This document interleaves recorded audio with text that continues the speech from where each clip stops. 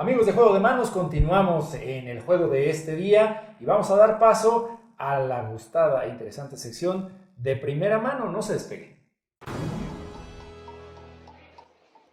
Efectivamente está con nosotros en el foro de Juego de Manos el senador Alejandro Encinas del Partido de la Revolución Democrática. Llegó usted ahora independiente. Sí. Sin embargo, le agradecemos mucho que se haya dado el tiempo en esta visita que tuvo usted a la ciudad de Toluca, muy interesante para plantear puntos que a lo mejor hasta el momento están en boga, ¿no? Todos quieren saber qué hacemos con esta urbe de 14 millones de habitantes. Tenemos problemas de inseguridad, tenemos problemas de desarrollo social, tenemos problemas de feminicidio y todos dicen, bueno, ¿y quién es el valiente que se avienta el paquete? Y usted agarra y dice, no, ¿qué creen? Que espérense primero, vamos a tocar otros temas. ¿Cuáles son esos temas que hay que tocar antes de saber quién debe de encabezar ese Estado de México? Bueno, muchas gracias por la invitación. La verdad es que me da mucho gusto estar aquí en Juego de Manos contra los villanos.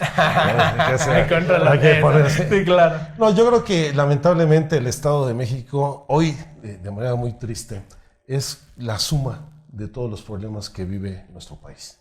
Tenemos problemas de violencia, cada día creciente, mayor presencia lamentablemente de la delincuencia organizada, graves problemas de violencia de género, violencia muy hostil contra las mujeres. Al mismo tiempo, pues tenemos desde falta de crecimiento económico y falta de generación de empleos, problemas de corrupción, y yo lo sintetizaría básicamente en 4 grandes rubros. Primero, el tema de gobernabilidad y corrupción. Lamentablemente la corrupción se ha convertido en parte del engranaje fundamental de la operación y desarrollo del gobierno. El segundo, violencia e inseguridad, violencia en todos los sentidos, violencia de género, violencia política, violencia e inseguridad, en donde se han incrementado de manera muy significativa los homicidios vinculados con la delincuencia organizada. Veracruz y el Estado de México son las entidades donde mayor número de homicidios se registran en este rubro. Otro problema, por supuesto, vinculado con la pérdida y degradación de recursos naturales. No me refiero solamente a la recategorización del exnevado de Toluca, que estando en época de lluvia hoy, vemos no tiene ni un copo de nieve, se han perdido los glaciares más importantes derivados pues, de los problemas de urbanización de toda la zona metropolitana de Toluca y de Metepec, que se convirtió en una isla de calor, que junto con la sobreexplotación del agua ha cambiado pues, las condiciones climáticas que llevaron a la pérdida de los glaciares, sino también pues, los problemas vinculados con la pérdida de bosques, incluso santuarios del agua que se afectan con la carretera Naucalpan-Toluca, todo este corredor biológico que se perdió con la carretera La Marquesa-Toluca, y lo más grave, lo que es acabar con los vestigios de lo que fue una de las zonas lacustres más importantes del mundo, no solo de México, que es la zona lacustre de la Cuenca de México, con la construcción del aeropuerto sobre una parte muy significativa de lo que fue el viejo lago de Texcoco.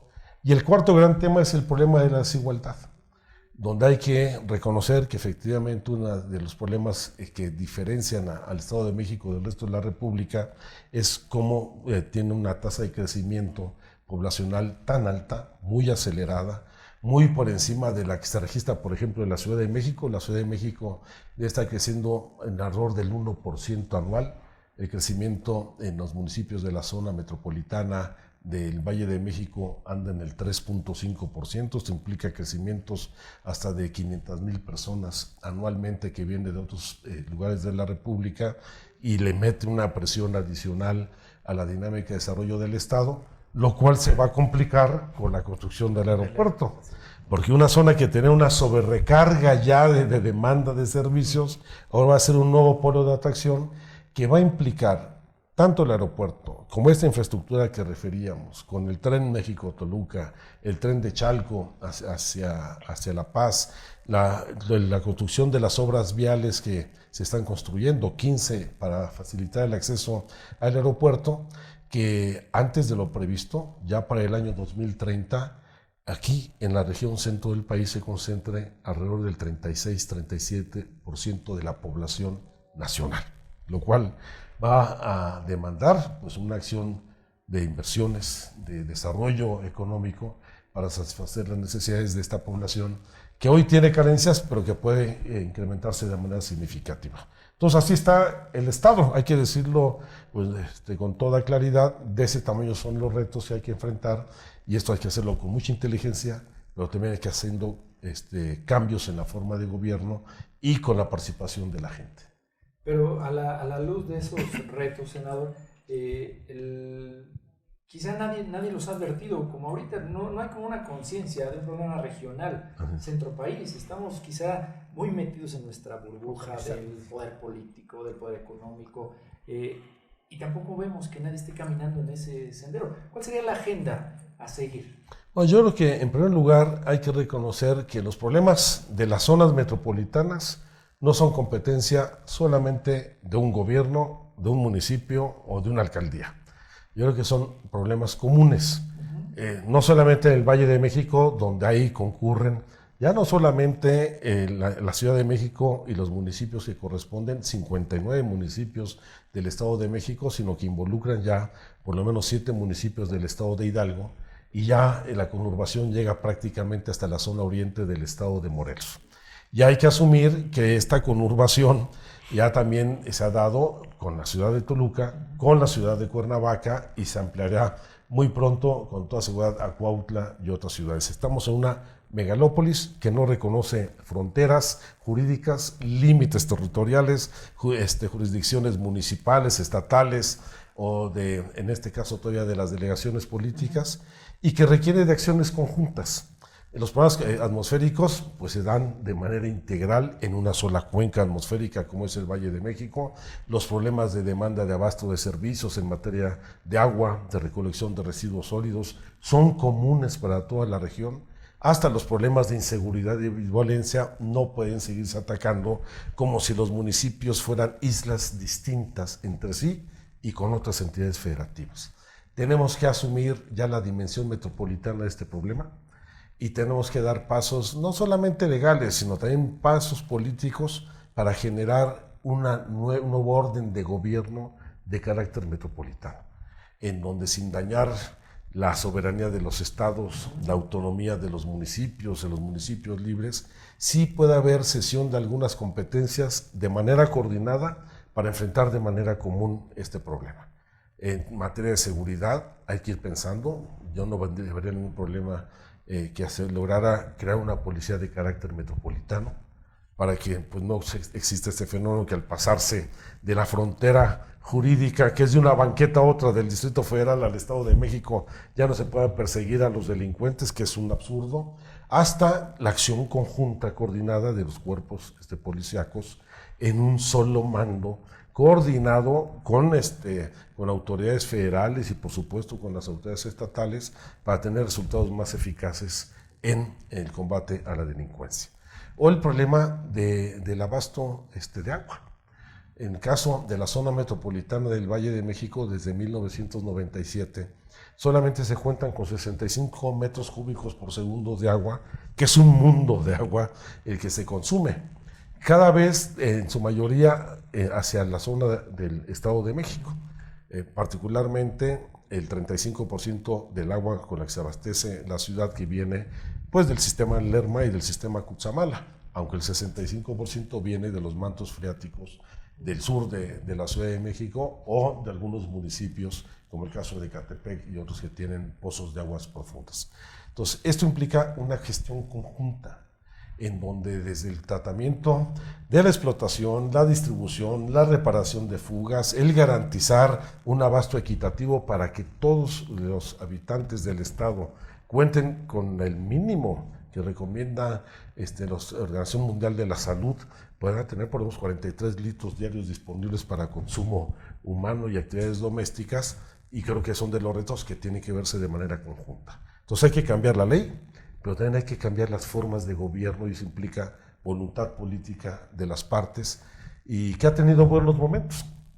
Cuando yo tuve la oportunidad de estar en la jefatura de gobierno de la ciudad, y el entonces gobernador del Estado de México era el actual presidente de la República, pues llegamos a crear una comisión ejecutiva de coordinación metropolitana, que fue el mejor momento de la coordinación metropolitana, que permitió tener un fondo metropolitano que ahora tiene un alcance de carácter nacional, donde establecimos las medidas que mejor impactaron en el combate a los problemas de contaminación atmosférica. La Comisión Ambiental Metropolitana funcionaba mucho mejor que lo que es hoy la Comisión Ambiental de la Megalópolis. Hay experiencias, ya hay resultados positivos y espero que se retome ese rumbo.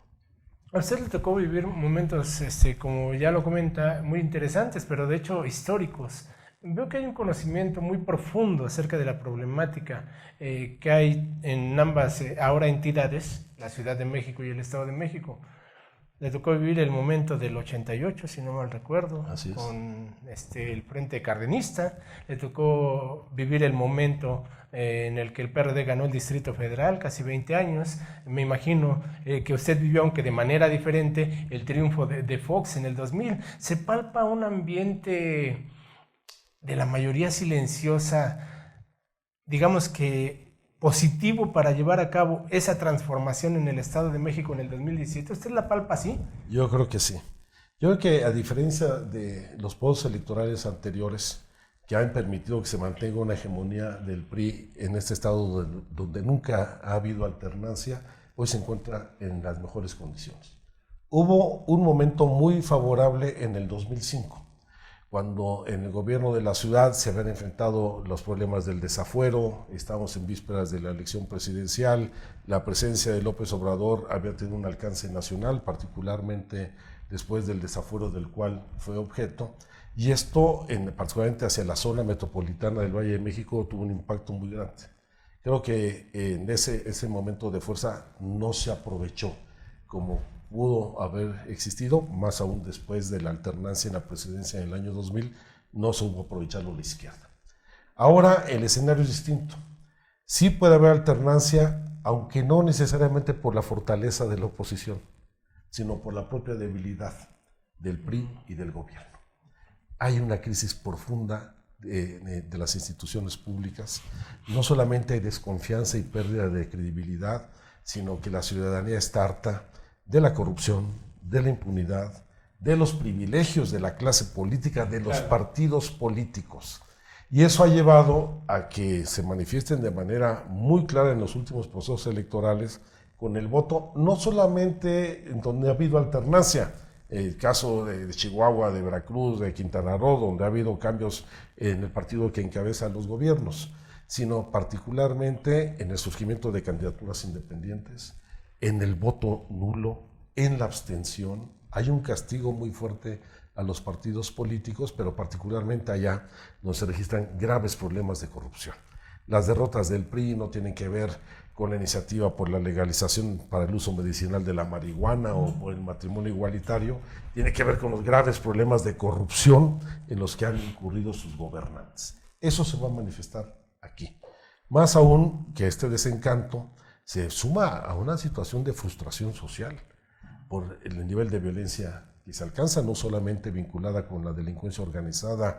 La violencia contra la mujer es la más grave que existe en el país. Hay violencia política, hay violencia de género, pero también hay muy poca expectativa de crecimiento, de búsqueda de empleo, de mejorar la calidad de vida de las personas. Oye, senador, con este diagnóstico que trae, me viene a la mente, hace falta alguien con conocimiento, con visión, con liderazgo, con capacidad y con voluntad. ¿Cuál es el nombre del juego entonces ahora? ¿Y quién da la talla? ¿Quiénes tendrían que ser los jugadores? Yo creo que el nombre del juego debe ser la sociedad. Porque no basta que haya un candidato o una candidata con experiencia, con voluntad, con decisión de hacer las cosas.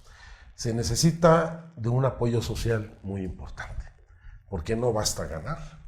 Ahora que me han estado planteando que si voy a ir de candidato, que hay las mejores condiciones para ganar la elección, le digo, es muy sencillo. Yo aceptaría si contésteme 3 preguntas. ¿Quién va a ser el secretario de Gobierno? ¿Quién va a ser el Procurador de Justicia? ¿Quién va a ser el secretario de Seguridad Pública?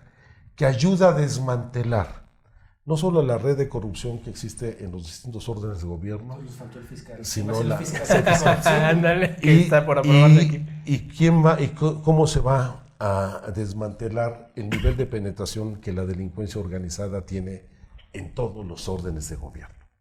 Entonces, lo que digo es, para eso se necesita, si hay gente, por supuesto que hay quien lo haga, pero se necesita, aparte de un muy buen equipo de trabajo, con identidad, con compromiso, con ganas de hacer las cosas de manera honesta, ética, de un respaldo social importante. Porque a diferencia de otros estados, pongo el ejemplo de la Ciudad de México, cuando ganó el Partido de la Revolución Democrática y mucho de la estructura corporativa del PRI se sumó de inmediato, se fue a la cargada con el nuevo gobierno, la cosa es muy diferente aquí en el Estado de México. Porque aquí la estructura corporativa del PRI está asociada al poder político, al poder económico y al poder faccioso. Sí, claro. También, en muchos casos, con los malosos. Y esa estructura corporativa, desmontarla implica una gran responsabilidad y un compromiso de la sociedad para apoyar al gobierno para hacerlo.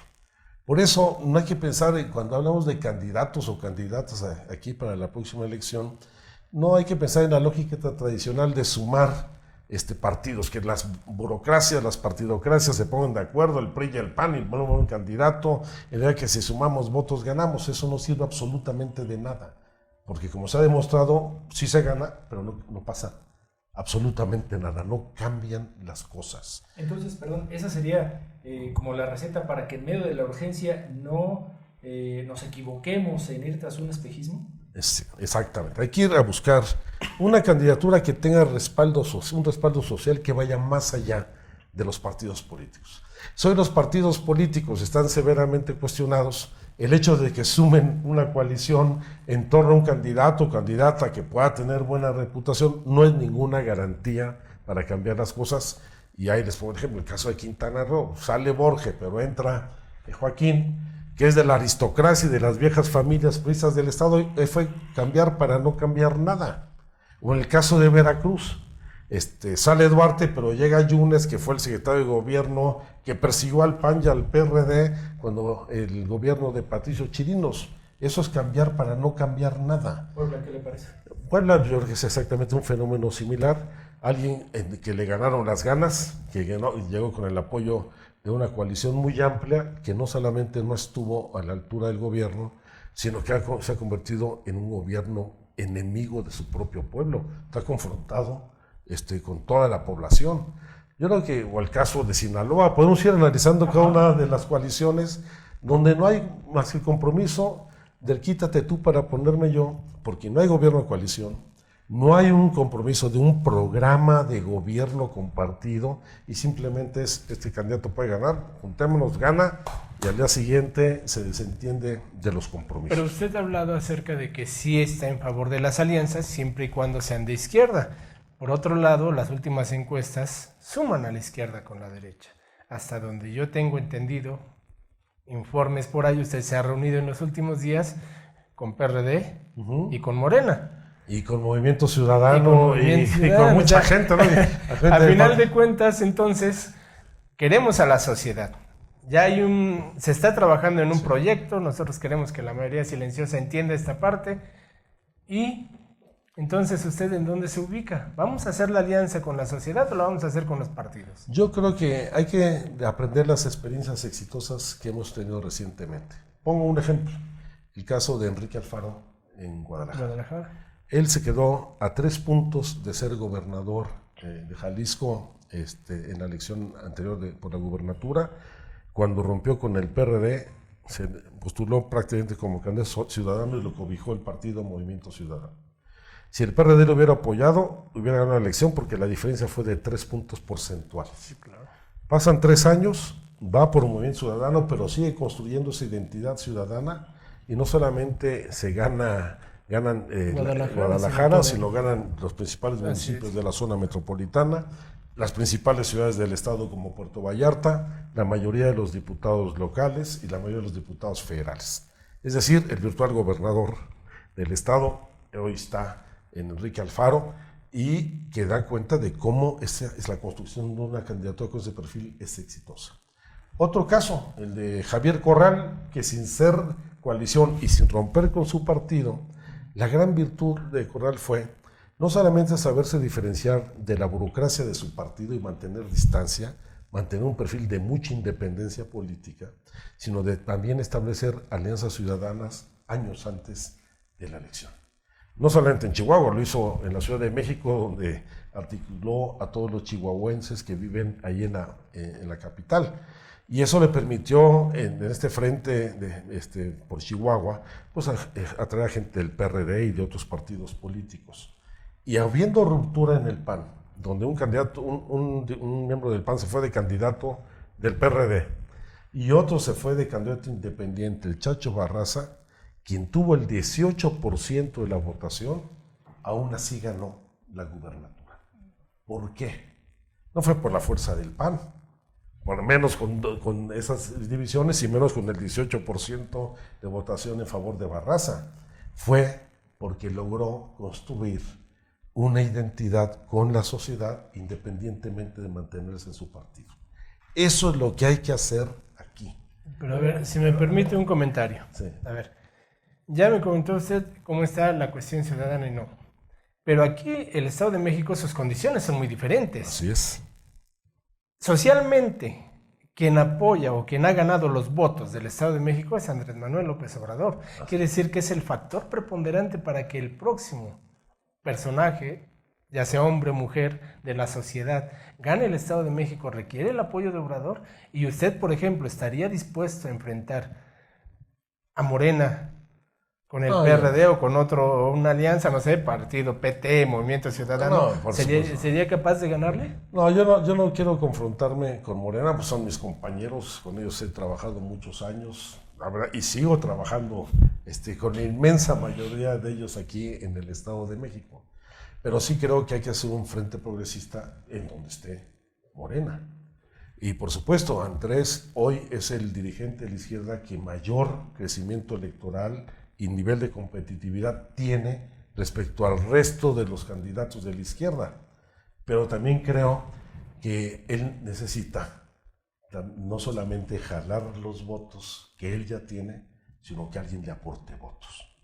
Y esos votos no solamente lo representa la candidata o el candidato que postule Morena, sino la articulación de fuerzas vinculadas a la sociedad para hacer la diferencia. Senador, tenemos que hacer una pausa. Sí. Le pedimos unos minutitos más para con mucho gusto. Nuestra charla que está súper interesante. Estamos en Juego de Manos, de primera mano, hablando con el senador Alejandro Encinas. Después de esta pausa comercial, volvemos con ustedes.